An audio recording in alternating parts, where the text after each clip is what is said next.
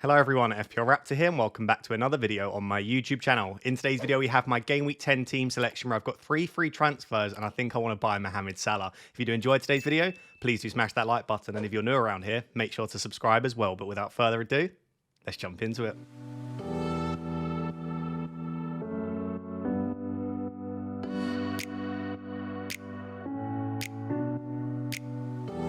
So guys, before we jump into my Game Week 10 team selection, a few things to note. This video is a day later than my usual team selection video, and it is also probably going to be significantly shorter than my usual rambly team selection videos, which some of you might be happy about. But just to give some context as to why, and also to say a massive thank you. On Wednesday and Thursday, I was invited to Old Trafford to film some videos with the Man United first team. I'll flash some pictures up on your screen, and you will see that video and probably on their socials very, very soon, so keep an eye out. But I just wanted to say thank you so incredibly much, because if you guys didn't sit there and watch me every single week rambling on about the game that we love, that being football and FPL, I wouldn't be getting all of these amazing opportunities. And I just feel so grateful and humbled, and it was the most incredible experience I've probably ever had. And again, it wouldn't be possible without you. So a massive heartfelt thank you for watching all of my content, especially those of you that have been around for the last few years. I appreciate you so much. But that is why the video is a little bit late and also probably a little bit shorter, but it is a double upload day. Later today, you'll have my deadline decisions video as well, which will be my usual length, and also we'll be discussing all of the press conference updates from Friday. So keep an eye out for that. And a massive thank you. The final thing before we take a look at my team selection, I'm recording this on Halloween evening. I got back from Old Trafford about 10 minutes ago. I literally took my backpack off and just sat down in front of my camera. The reason I say that is I live in the city centre and it is incredibly loud outside. So just bear with me if you hear some sirens, people screaming. It is Halloween and I'm doing my best to record this video. So with all of that being said, let's jump into the team selection. Bit of a random start. So the team is currently rated at 95% according to Fantasy Football Hub, which is a lovely start, and 3 free transfers and 0.9 million in the bank. So in terms of the team setup, you'll see it in a second, I'm actually really happy with the team. I'm happy with the structure. I've got 3 free transfers. I've got a bit of money in the bank. I'm feeling pretty good with where I'm at, despite the fact that obviously I'm still ranked at 2.1 million. But I'm actually really enjoying FPL at the moment. I like the variety. I like the fact that every time I look at someone's team, there's something different happening. They're selling Haaland. They're buying Salah. They're going for Cole Palmer. They're going premium in defense. Some have got Trent, some haven't. There's just so much going on in FPL that I'm actually seeing a lot of diversity in teams, which I absolutely love. So let's go through mine now. So starting with the goalkeeper situation, I've actually got a decision to make with my goalkeepers, I think. I'm pretty sure Fabianski will probably start this week. And so I've got a decision between, do I start Raya or do I start Fabianski? In all honesty, I don't think the fixture is that great for Fabianski, and therefore I'll probably just start the keeper playing for the better defence.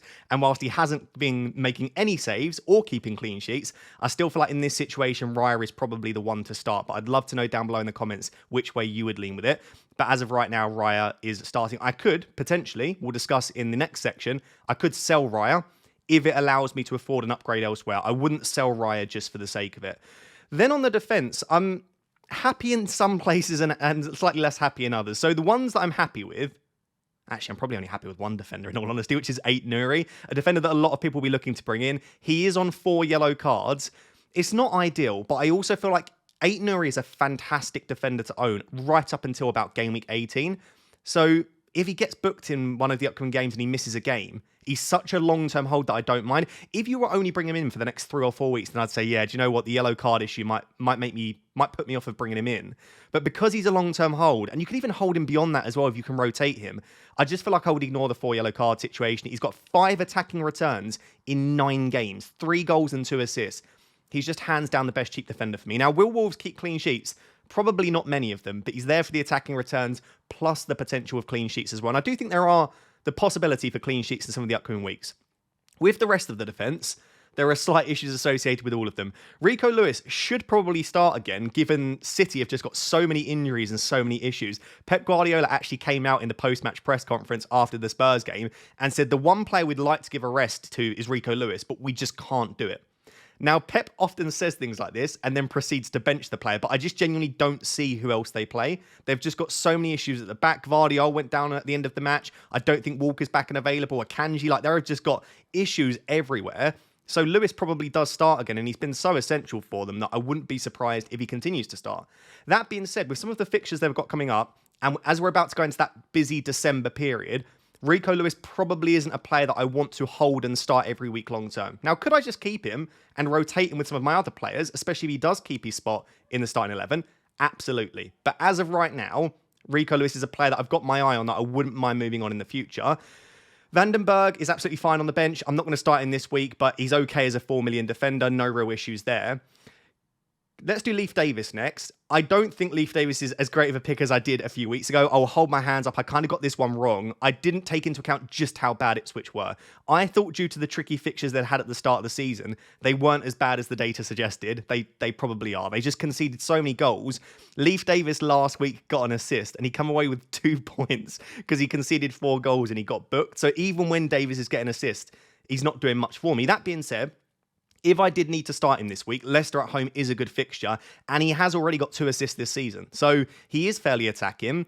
If there is a week where he'll concede fewer goals and or possibly keep a clean sheet, this isn't a terrible fixture for him. And yeah, moving forward, I don't really want to be starting Leif Davis on a consistent basis, but this week I don't mind it. I've obviously got Gabriel in the team. As of me recording this late on Thursday, I've got no idea what the update is. A few journalists have reported that he could have actually maybe been available for the game against Preston midweek, but it was just a precautionary thing. I've also seen a few others suggest that it might be more of an issue than Arteta's letting on. The thing is, he's not going to be pictured in training probably, and Arteta's probably not going to tell us anything.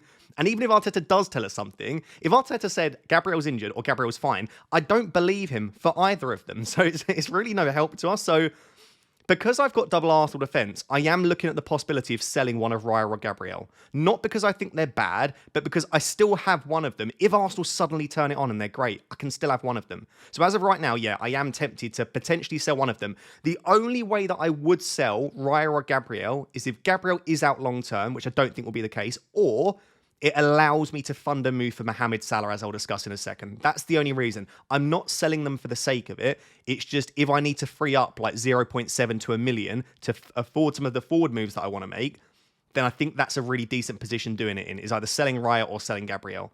So that will make more sense when you see my team in its entirety and I talk about my transfer plans, but that's the only possible transfers that I'm really planning in the defence. In all honesty, if this week I have to start Raya, 8 Nuri, Lewis, and then one of Gabriel or Davis, it's really not a big issue. The only final thing is, if I decide not to sell one of Raya or Gabriel, I will have a slight decision around whether I start Gabriel or Davis if he's fit. If Gabriel's fit, I'll probably just start him ahead of Leif Davis, though. So I actually thought I'd look at all of the attackers this week, midfielders and forwards, to save some time, but also because it's combinations that I'm looking at the moment. Because whilst there are certain players that I just want to remove in general, it's combinations of if you downgrade this player, then you can upgrade this player, and so on and so on. So the attackers that I am happy with at the moment, so my attackers, if you're just listening, I forget that not everyone's watching. So Rodgers, Mbeumo, Palmer, Foden, Solanke, Cunha, Haaland at the moment are starting for me, with Dibbling on the bench. In all honesty, if you look at that entire team in its entirety now, I could just roll the transfer. I really could. I'm not saying it's perfect, but there aren't any issues where you're like, you have to make a transfer there. But I've always said, just because you don't have to make a transfer doesn't necessarily mean that you shouldn't. I'm sat here with 3 free transfers. I could absolutely get to 4, and I'd be in an even better position next week, but I kind of am fancying being a little bit aggressive. So in terms of the players that I'm happy with, Palmer, brilliant. No issue, no need to talk about him at all. He's just fantastic every week. I don't think the next 2 are perfect for him. Man United, potential new manager bounce with Rude. They performed well against Leicester, although it was Leicester's B team and Manchester United's pretty much first team. So take that for a pinch of salt, but I definitely think it's not as easy as it maybe would have been with the morale being a little bit lower. And then Arsenal isn't a great fixture. From 12 and beyond is where we really want Palmer. But for me, I brought him in game week 7. I'm very, very happy to have him now. And Mbeumo, not the easiest fixture this week against Fulham away. They've defended quite well this season, but still a player that I'm so delighted to have. I would actually go as far as saying Rodgers. I'm pretty happy having in my team as well. I don't want to start Rodgers every week. I don't want to have to feel like I don't have the choice whether I start him or not, and that's the position I'm in right now. But in terms of holding him, keeping him, I don't feel the need to sell Rodgers in my team. I would just like a little bit more squad depth to allow me to rotate him. Cunha, brilliant. Lots of people looking to bring Cunha in. I'm recording this again late on Thursday. It looks like he might be rising in price tonight. I've owned him since game week 7. In that time, I've had a 9-pointer in game week 7 and a 9-pointer in game week 9. He's delivering every week. We spoke about an FPL therapy this week and in the preview. Cunha is a baseline bonus monster. What we mean by that is without the goal and the assist, his baseline bonus score is so high that when you add the bonus points that you get as a forward for scoring a goal, he's almost guaranteed 3 bonus every time he scores, unless something else crazy happens in the game. And if he gets an assist, he could even get bonus points as a forward. On top of that, he takes every corner for Wolves. We think he's on penalties, and he's pretty much good for 90 minutes. With the fixtures they've got coming up, Cunha just is probably the best forward to own in FPL at the moment, if you consider price as well. So I'm absolutely happy with Palmer, Mbeumo, Rodgers, Cunha. Do you know what? I'm going to chuck Haaland in there and just say I'm quite happy with Haaland as well. There is a situation where I sell Haaland to buy Salah. And I think if my only route to Salah was selling Haaland, I'd be extremely tempted. But I'm very lucky, as you'll see in a second, that I can get to Salah while still keeping Haaland. And I think if you're in that position, there's no need to rush Erling Haaland out. The man has just accumulated 2.3 XG in a single game. I know it was Southampton, and I know he only finished one of those, but that is not a man that I'm that desperate to sell. If he'd have only converted one more of those chances, he missed 3 big chances, by the way. So if he'd converted one of those, then we would be sat there. Rather than him getting 6 points, he would have got 13, which would have been 39 for triple captains. I can promise you there is not as much discussion around selling Haaland if he'd have just converted one of those big chances, which in a given game you would expect is quite likely. So yes, City are absolutely ravaged with injuries at the moment, and that is not good. And he himself isn't in a great run of form. There is justification to sell Erling Haaland. And as we've spoken about, and we'll go through this in the next section, I don't think Haaland's the best captain necessarily, or at least a standout captain in any of the next 8 or 9 game weeks. So when you go through all of those reasons, Haaland is absolutely justifiable as a sell for 15.4 million, but I would only sell him if you either need to sell him or you really think you can use that money elsewhere. If you can still, for the time being, get to the players that you want whilst keeping Haaland, I see no reason to rush him out of my team at the moment. I think the time to sell Haaland was probably when I bought him in game week 7 or in game week 6. That was probably the time to look to sell him. So I guess what I'm saying is there's no issue selling Haaland, but for me in my team, considering I can get to Salah without selling him, he's probably going to be staying for me. Whether he gets the armband or not, if I buy Salah, I'm tempted to just give Salah the armband. But so to put that together, Palmer, Mbeumo, Rodgers, Cunha, Haaland, I'm all pretty happy with, and they're likely to stay this week, I think, which leaves Foden, Solanke, and Dibbling. Dibbling is fine on my bench, but I would, like I said, ideally like to upgrade Dibbling because then I could rotate Rodgers in and out with the difficult fixtures coming up. This week, I'm okay playing Rodgers if I have to, but next week against Liverpool, he's got Chelsea in game week 13. These are the sorts of weeks where in an ideal world, I'm not starting Rodgers. So eventually, I would like to upgrade Dibbling. I'd actually like Alejandro Garnacho. I think with the fixtures coming up, he's the player that I'd like to upgrade Dibbling to. So there's that situation. But the two ones that I'm likely to sell this week with my current transfer plans, which we'll move on to in the next section, is Solanke and Foden. I don't actually want to sell Foden. I think Foden's absolutely fine for Bournemouth and Brighton, and even the Spurs game is very likely to start given how many injuries City have. Like, he almost has to start in their team, you'd imagine. So his minutes are looking very good. He is starting to find his feet a little bit again. But when it's Foden versus Salah, it doesn't matter how good Foden is. Salah is just that guy in FPL, and he's the best captain in 2 of the next 3 weeks, I think. So it's not that I have an issue with Foden. It's just you give me a route to Salah, and I'd like to take it. And people will probably laugh because I brought Foden last week. He blanked, and I'm just transferring him out. And he could do very well. Like I said, in the next 3 games, his minutes will be good. They're games where I expect City to score. And just because they have injuries doesn't mean Foden couldn't go absolutely nuclear. I just fancy having Mohamed Salah in my team. And so Foden I don't want to sell. One player that I do want to sell is Solanke. And I've spoken about, I could see him doing very well in the next 2 fixtures. They're both at home. Solanke is still a great forward. But in his current position for Spurs, he's just not a good FPL asset. He's playing virtually as a defensive midfielder. He's had 3 shots in 4 games, and he's played almost 90 minutes in all 4 of them. At the end of the game against City, he literally collapsed on the pitch because he looked so knackered. And the issue is Solanke's dropping deep to link up play and to hold up play and to help progress the ball. But then he's too slow to actually turn and get into the box. So he's finding himself in the middle of the pitch. And this is no disrespect to him. It's just who he is as a player. But he's finding himself in the middle of the pitch. He pops the ball out wide or to Maddison or to Kulusevski.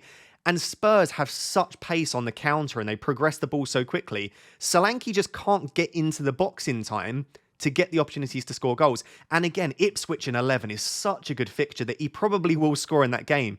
But at his price, I need a striker that's at least shooting. 3 shots in 4 games is so bad. It's 0.1 XG in his last 3 Premier League games. I can't justify keeping him at that price. And something which Baker said to me on FPL Therapy, our guest this week on my podcast, FPL Therapy. If you've not yet seen, check it out, YouTube, Spotify, or Apple. He framed it to me as, if you were choosing a fresh this week, where would Solanke be in your ranking? I don't know, like 10th, 11th, 12th? And so there's some element of like sunk cost here. Just because I own Solanke, I'm like, yeah, well, he might still be a good asset. If I was buying a fresh this week, Solanke wouldn't even be close. So yeah, there's always fear when you sell a player. There's going to be fear when I sell Solanke, just that he might finally find his form and he might finally score that goal. But that is more hope than anything else, because the data, the eye test, nothing is supporting him being a good FPL asset. So to wrap that all up, I'm actually very happy with the team, and I could definitely roll a transfer, but I want to get Mohamed Salah, I think. I just want to do it. And when I can get Salah whilst also keeping Haaland, that is definitely the plan. So this is the team. Let's now move over to the official site, where I'll have a little tinker with you live and just show you how I can potentially get Salah into this team. So guys, no fancy graphics for this section, just me on the FPL site as if it's a live stream. And I think actually some of you probably prefer this. You know what? This is a shorter video than usual and probably a less prepped video than usual. And I guarantee there'll be some people that prefer it this way. And let me know down below if you do. So yeah, as I said, I want Salah. I just do. I miss him. I had him for the first 6 game weeks, and I captained him in all 6 of the first 6 game weeks. If you're new to the channel, by the way, consider subscribing. But yeah, I started without Haaland, captained Salah for the first 6 weeks, sold Salah in game week 7. So I didn't sell him in 6. So I got his 10-pointer, I think it was. Did he get 10 points in game week 6? Yeah, I got his 10-pointer against Wolves, and then I sold him in 7, and he blanked. And I was like, haha, I sold Salah, and he's blanking. And then he goes and gets a 12 and a 10. And we spoke about throughout the week, the reason that Salah is so good this season is his bonus points are through the roof. Look at the games where he's only got 1 return. He got 1 return against Arsenal, 3 bonus points. Well, 1 goal. He got 1 goal against Wolves, 3 bonus points. He got 1 goal against Brentford, 2 bonus points. When Salah gets a goal now, it's 2 or 3 bonus points a lot of the time. So he's getting 9, 10, 11 pointers just by scoring 1 goal, which makes him an even better asset than we've seen in the past. So I really do want Salah. And it's those next 3 weeks for me. I think he's probably the best captain this week. If I buy him, I'll be very tempted. I might still captain Haaland, but I think I'd be very tempted. In 12, I know Palmer's got Leicester away, but you could argue that Salah against Southampton away is a better captain. And even in 11, because I'm not going to have Heung-min Son, I don't mind the idea of even a captain Salah in 11. I'm not saying I will do it, but it's a possibility. So I could even see myself captaining Salah in the next 3. So, like I said, because I have that ability to get Salah without losing Haaland, that's the plan. So, very briefly, I'll say very briefly, it probably won't be. Foden to Salah, and then Solanke. I don't know what to do here, because I think that when I look at the data, Wissa stands out. He's an absolute monster. What is it? 0.93 non-penalty expected goal involvement. But most of that, in fact, pretty much all of that, has come against Southampton, Crystal Palace, who were awful, and then Ipswich. All of those. Outside of that, he obviously had nothing against Liverpool, but that's not to be that surprised. I'm not that surprised, really. Against City, he only played 45, but he actually did okay. I think he got... Oh, wait, did he score? Yeah, he did score against City off the bench. Or no, he started at half-time. I can't even remember at this stage. But he scored against City. And then he obviously only played 24 minutes against Manchester United. So I think altogether, he's got great data, but it is a small sample size, and it was in 3 games against very weak teams. That being said, he's playing against some teams which you would expect to concede chances. The next 3, though, Fulham have been good defensively, Bournemouth aren't pushovers, and Everton with Branthwaite back, I think, are better defensively than they have been at various parts this season. Then it's Leicester, which is an outstanding fixture. Then it's a tricky run here. I love Wissa, and I am still very tempted, but I just wonder with the fixtures over the next 3, I think I prefer Raul's. And I also think Raul Jimenez might be on penalties, because Andreas' last penalty was really poor. He's played 90 minutes in his last 2 games, and his next 3 are Brentford, Crystal Palace, Wolves, which I think overall are just better. Then when I look, this spell here isn't great. But then he goes into another really nice fixture run. So if I had to hold him through and I managed to upgrade Dibbling to a better attacker and I could rotate him a little bit, I kind of feel like Raul might be maybe my slightly preferred pick. I've gone back on what I said a couple of days ago, but that's what I'm maybe thinking at the moment. I do worry that Maniz might start the odd game, but Raul's just been so much better. So let's say it's Raul or Wissa for Solanke and then Salah in for Foden. The next thing I need to do then is free up 0.7 million. So as I said in the team selection part, I can either sell Raya or sell Gabriel. I think Gabriel is a better asset than Raya. So I think in an ideal world, I would sell Raya rather than Gabriel. Who I would like to bring in is Andre Onana, but I'm 0.1 short of that, sadly, because Salah rose in price this week, I think. So I'm not going to be able to afford that. I could go for Pickford, who's 4.8. I can afford that. The issue with Pickford, he's got a really good next 3 or 4 fixtures. In fact, they're okay till there, but then it's an awful run here. Like, I do not want to own Jordan Pickford for this spell here. And Sells is kind of a similar situation. Like, I don't mind Sells for these few, but then goes into a slightly trickier fixture run. Forest have been very good defensively. The other option I've got is going for a keeper that doesn't have good fixtures now, but does in the long term. So Sanchez, people have said that Jorgensen, I think it is, might take minutes off of Sanchez. So that worries me a little bit, but this is such a nice run. And then I think the only other player that I was considering was maybe Verbruggen. Again, the next 3 are pretty rubbish, but then goes into a slightly better fixture run here. And I wouldn't mind holding Verbruggen. Look at this, right up until probably when I play my second wildcard, the fixtures are actually pretty good for Brighton. I would be tempted. It's just like, you don't like bringing in a goalkeeper with the next 2 fixtures being Liverpool and City. It's just, but, do you know what? I didn't even think. Fabianski. Could just start him if he continues to start. For the next 2, he's got Forest and Everton. So maybe Verbruggen would be the one. So that's option 1, is I sell Raya, and I don't mind that at all. It's a really nice set of transfers. The transfers would be Raya, Foden, Solanke to Verbruggen, Salah, Rao. The other option is I keep Raya, and if Gabriel is out injured, or I just don't want to sell Raya and I want to sell a defender instead, I sell Gabriel. I think Gabriel is a better asset than Raya, but what I like about selling Gabriel is I prefer the defenders I could bring into the goalkeepers. You can tell there I'm not really enthused by the goalkeepers, but if I sell Gabriel, I can either go to Konate, who I just think would be a brilliant long-term hold now. He looks like he's nailed down that spot in the starting 11. 90 minutes in every game, apart from obviously Game Week 1 when he come on, and then 74 minutes against Forest. But yeah, he's not got tons of attacking threat. I know he's got a couple of attacking returns this season. That's not likely to continue, but I just think that Konate could offer really good value at 5.3. But the one that I'd be really tempted by is Dalot. I think Amorim, the latest is that he's likely to come in from the 11th of November, is it? So we might get these 2 games with Rude, and then Amorim comes in here. I don't really care if it's for Amorim or Rude. I just think Diogo Dalot has just got a lot of attacking threat. I know he missed that absolutely humongous chance against West Ham, but he's getting in the positions to get those. At 0.48 XGI against Southampton, 0.53 against West Ham. He's a very attacking player, and I think he is quite technically good, if you ignore the fact that he does love to miss a big chance. So I think I would go Dalot ahead of Konate, which people won't like. I just think the upside is there to chase for me. Konate, for me, just doesn't have the attacking threat. Like, Dalot's data is actually pretty good. 0.17 non-penalty expected goal involvement. So the transfers are very similar. It's still Foden and Solanke out for for a cheap striker and Salah. And then it's just whether I sell Gabriel to Dalot/Konate, or whether I sell Raya to someone like Verbruggen, Pickford, Sanchez, or Sells. Again, I actually don't have to make any of these transfers. I just think Salah's so good. I want him back. And now that I know I can get Salah back in whilst maintaining Palmer and Haaland, so I would have Palmer, Haaland, Salah. I'd have a really good, solid, I was going to say solid defense. Not really, but I've got Aït-Nouri, I've got Cunha, I've got Mbeumo in place. I'd have a really good cheap forward. Like, I feel like the team would be looking so good after those 3 transfers. The only other option is, let's say I don't want to make those 3. Let's say I just am put off of Salah for whatever reason, or I just don't want to make the 3 transfers. I could just sell Solanke for actually Nicholas Jackson is one option, or another cheap forward. So just bin off Solanke, 1 transfer, and then do nothing else. Or I do that and another move, or just instead I do Dibbling to Buonanotte, which I spoke about at the start of the week.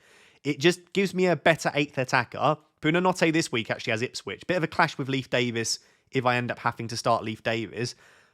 But it just feels like, again, a really nice transfer for my team, just to give me a little bit more squad depth. The only other final thing, and I keep saying the only other final thing, as of right now, I don't know if price changes will keep it that way. I could afford to just do Gabriel to Trent as well, is another move. If I decide I want to sell Gabriel, but I don't want to do the Salah move, I could do that. So you can tell I've got so many things going around my brain at the moment, but my gut feeling tells me you get an option to get Salah in your team with Palmer and Haaland, you do it. I do worry, though. I feel like Phil could go absolutely massive over the next 2. I've just got a feeling. But I still think Salah's a better asset, and you can't not make transfers just based of fear that you know that one of your players that you sell could go massive. So there we go. Bit of a messy, rambly section, but you guys seem to like that. Still going to be a much shorter video than usual. So let me know in the comments, if this was your team, 0.9 million in the bank, 3 free transfers, what would you do? So guys, there we have it. That is my Game Week 10 team selection. Thank you for bearing with me with it being slightly late and also a little bit shorter and different to usual, but I hope you still did enjoy it. And if you did, please do smash that like button. I'm going to keep that in. Smash that like button and also make sure to subscribe. Check out my deadline decisions video later as well. I'm going to go get some sleep. Thank you very much for watching. Bye-bye.